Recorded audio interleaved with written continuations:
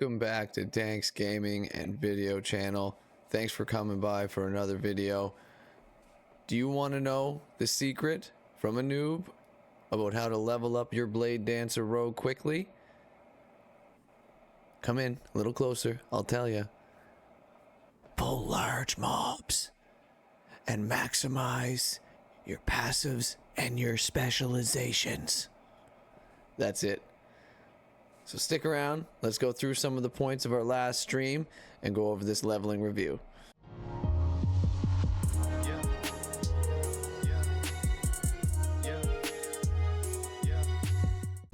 So for those of you who don't know, the Blade Dancer Rogue is all about speed and agility. If you are a type of person who likes to play a character that's moving around a lot, dashing in and out of the action, dropping decoys for the enemies, coming in, big damage, lots of crits, then the Blade Dancer Rogue is for you. So again, let's jump into the game here, check out the skills and specializations we did through the last stream, and really hone in on what we can do to get you leveling quicker through these stages that we're at and be more effective in your damage dealing.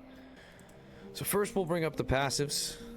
In the last one, we ended the stream at where we're at now at 47. We started at 40, so we covered 7 levels, and I do believe we got around 9, maybe 10 passive points because we did some side quests. Don't forget about your side quests because you can gain passive points through those as well. And this time we put all 8 of the points, so it must have been 8, maybe it was more, but we put all of the points into Shroud of Dusk. So once we mastered that, so now this will, as it says here, you will have additional health and you have a chance to gain a stack of Dusk Shroud when hit. Each stack of Dusk Shroud adds 50 dodge rating and 5% chance to receive a glancing blow when hit. So if we go to see more, glancing blows deal 35% less damage. So all good things, plus the 80 health, 32% chance to gain Dusk Shroud when hit. Very effective. Again, with the agility, the haste, and the speed, getting into the battles, getting into those dirty boxing fights with the daggers, taking less damage, mitigating that damage via dodge and abilities like Shroud of Dusk. And then for our last 2 points, so it was actually 10 passive points that we did get in the last live stream, we put the last 2 points into Blood Dance, and I do believe we will max out this category. You leech a portion of melee damage as health, and your health leech is applied faster. So 2% melee damage leech, and the leech rate is increased by 20%. So you can see also it's got the requirements there for what you need to achieve before you can get up to this point. So now we're not talking about just damage mitigation with the Shroud of Dusk, but now you're also regaining some health back when you do take damage, and you're regaining it at a faster rate. Now, when it comes to skills and specializations, you also want to be very careful where you put these. You want to make sure nothing counteracts and everything gels well with each other, because you can have some wasted points if you don't pay attention. Again, these are just points from a noob of Last Epoch who's learning as he goes, reading up on things, and I'm leveling through this journey on my live streams. So if you want to go back and see how we've done and progress, please feel free to go back and check out the playlist of the lives or some of the past videos. So we'll get back to this now, and Soul Thief is where we finished off in our skills and specializations. So Soul Thief is described as Umbral Blades, has increased attack speed, and you gain ward on hit with Recalled Blades. So again, we're up 16% attack speed, and we gain 16 ward when we recall the blades back to us. And I think at any given point there's 3 that can be out there spinning around dealing damage. So they're great at range, these Umbral Blades, and they hang around for a bit so they can really mow down the big mobs. So for taking down big mobs that have lots of different people coming, you can drop your decoys, you can drop some Umbral Blades and move around and get as much aggro as you can to get as many mobs as you can, and you really, it's surprising how fast your experience bar will fill up if you keep using tactics like that. And again, continuing with the skills and specializations, this time into Shift. We finished off points into Swift Recovery, so mana gained use of 12, so Shift restores mana on use. This amount is tripled when health is below half. So that's pretty awesome right there. So we put more points into swift recovery. We also put points into momentum. You gain 50% increased movement speed for a brief moment after shifting. Great for getting out of a sticky situation in boss fights. And then we finished off by starting to put consumed by shadow. Unseen Strike instantly kills enemies that are below a health threshold, a percentage of their maximum health. If you have a similar effect from an item or passive node, then the highest threshold is used. So our kill threshold, if it's at 4%, so obviously more points you go in there, the higher threshold, the quicker these guys are going to go down. Okay, so now we are in Smoke Bomb, and Smoke Bomb is extremely helpful, especially when you start getting the abilities such as Lingering Fumes, and then we get over into Smoke Blades.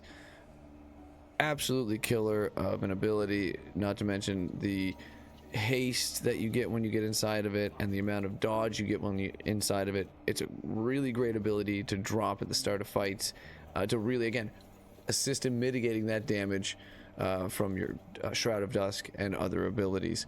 And in the last session, we finished off with Umbral Assault. We put the last 4 points into there, and that is the Smoke Cloud has a chance to create a shadow each second at a random location inside the smoke cloud, plus 100% chance, so it's a guarantee to happen. Okay, so now in Synchronized Strike, which is a very interesting attack that works first it spread out the attacks with shadows doing attacks wide, but now I have it so it kind of focuses in. So in the last session we finished off here in Dynamics, which 30% less mana, which is helpful because mana is it is a finite resource, and rogues don't carry a huge well of mana, so the more effectively you can use it, the better. So mitigate the mana usage, and then we also up the recovery and other skills. So next, I do believe we'll be heading over to Growing Darkness, and then over to Razor Strikes, so we can see more area, plus 20% area of effect, and then bleed chances per point. Physical resistance shred chance plus 50% per point. So this is something that can be used to knock down the defenses of your bosses in big boss fights, and then you can chip away at them with your other abilities. Back to the map. As always, I like to end off these sessions with a little bit of a display of how we are and where we're at. Maybe we'll catch a level, but now we're gonna head to the tundra because we need to go after the Temple of Herod. So let's get going. Let's display some of these skills, some of these abilities that we've gained over the last session. Again, you can see the whole leveling journey. This entire character has been played on live and on videos, and it's a learning adventure for me and anybody else who's new to the game and wants to learn on the adventure with me. So we'll head out. We'll head towards our... There's the shift with the Shadow Cascade on the entry and exit. So where you were and where you're going does the Shadow Cascade. There we can see the Umbral Blades just absolutely mowing face, no problem whatsoever. There we go. So let's go up here, cliff edge. Across the expanse you see Herod's Temple. Blow the blessed horn to raise the bridge. We blew the horn. All right, let's go. Not to mention, I'm going to be able to edit this out and keep it speedy. So explore the Temple of Herod and find the portal. Well, let's continue on. So there's the shadow, or the smoke bomb. There's the shadows that burst into Umbral Assaults. 10k crits all day, let's go. Again, we're only level 47, I do believe. So we'll see if we can't move up in the rankings a little bit while we're in here today.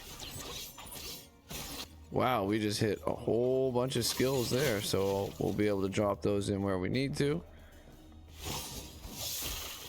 Ooh, that's some big damage. Now, I'm not a big fan of my health number. I don't know if that's bad vibes or bad omens or what. but here we are. See how fast we can do this. We're gonna record all this. Ooh. We'll edit out where we need to. Generally, I like to go back afterwards and go after any gear that I might have liked. Don't have to exit right away, right? In another video in the future, I do hope to cover, whoa. So, stick around for the journey. We're in it together. Although, so far, I have to say, I really do enjoy this game. Super fun. Lots of different strategies you can go. You can take on things in different ways, which is something that I always played to my gaming style. This is obviously more complicated than Diablo 4, and it's more of a challenge, and that's what I like about it. It's not so much of a grind. So I'm gonna guess we're going this way. To me, if you're using anything with mana, it's a spell. I mean, that's just me. So these are just rogue spells. That's all these are. Hopefully we're going the right way.